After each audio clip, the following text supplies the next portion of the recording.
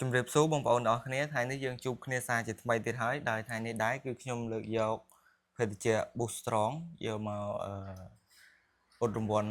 ជាមួយបងប្អូនទាំងអស់គ្នាហើយនេះគឺមានត្រូវរង្វាន់ដូចជាមហាសេដ្ឋីបងប្អូនហើយនឹងឡានហើយម៉ូតូ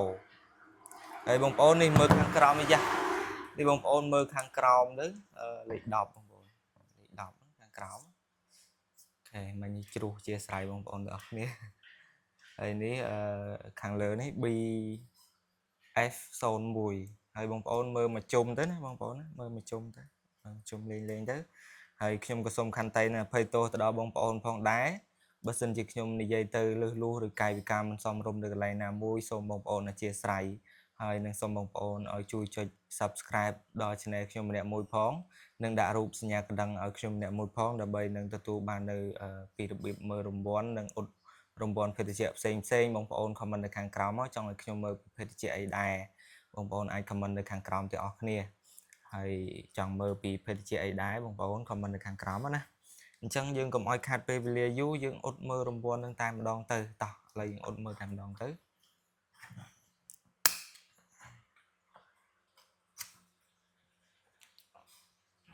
បាទឥឡូវត្រូវមួយកំប៉ុងបងប្អូននេះមួយ can Boost Strong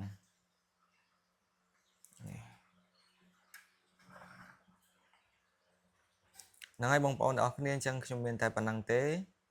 ហើយចាំជួបគ្នានៅវីដេអូក្រោយទៀតបងប្អូន comment នៅខាងក្រោមមកចង់ឲ្យខ្ញុំ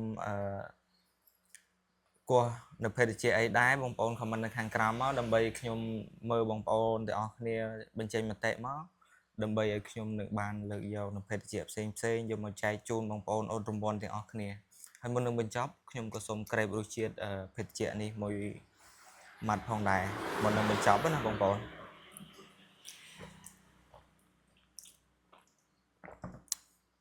អូជាតិណាបងប្អូន